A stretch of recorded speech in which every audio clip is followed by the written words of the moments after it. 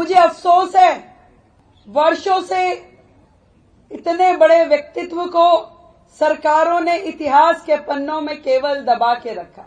हम पूरा पखवाड़ा चलाएंगे और अपने हर एक स्कूल में उनके जीवन परिचय का असेंबली करेंगे, बच्चों को ज्ञान देंगे, बच्चों के बीच में अनेक प्रकार के कार्यक्रम करते हुए हमारे लाखों बच्चों को बाबा साहब के जीवन से प्रेरणा मिले, इसके लिए सरकार काम करेगी। भारत माता की वंदे वंदे वंदे।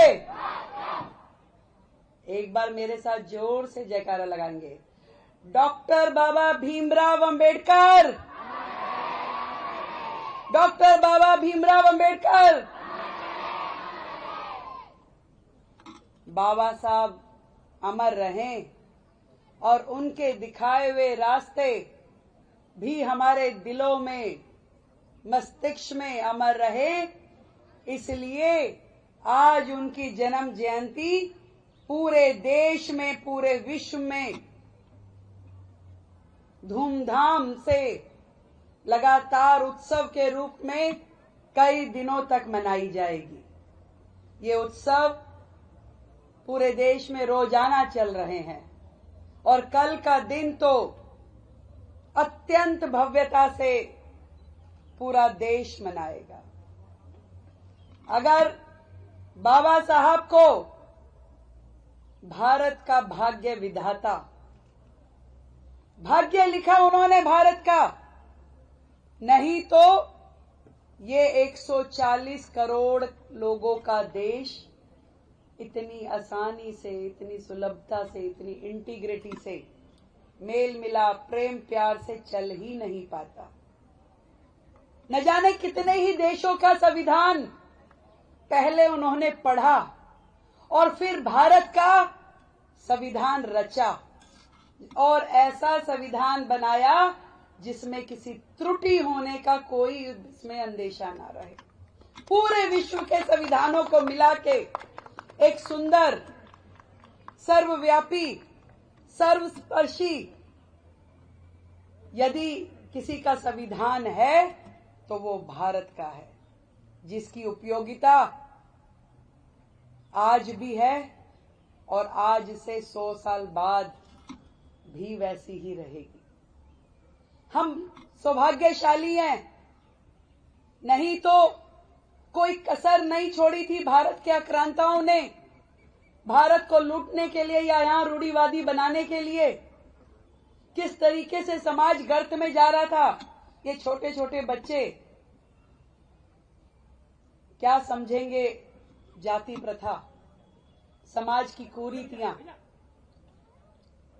परंतु उन्होंने जो किया, एक एक विषय को स्पर्श करते हुए देश कैसे आगे बढ़े, हर नागरिक के अधिकार से लेके कर्तव्यों का वर्णन। और मुझे अफसोस है, वर्षों से इतने बड़े व्यक्तित्व को सरकारों ने इतिहास के पन्नों में केवल दबा के रखा। आज भी राजनीतिक पार्टियां मैं देखती हूं केवल उनके नाम से राजनीति करती हैं और किसी विशेष वर्ग को ये दिखाती कि देखिए हम आपके साथ खड़े। बाबा साहब किसी एक जाति या वर्ग के नेता नहीं थे, वो महानायक थे और वो पूरे देश के हर एक व्यक्ति के, हर एक यहाँ के जन सामान्य के महानायक होने के नाते आज मैं उस पुण्य आत्मा को प्रणाम करती हूं। वो हम सब के नेता थे। उन्होंने जो किया देश के लिए, हम सब के लिए, उसे कोई भुला नहीं सकता।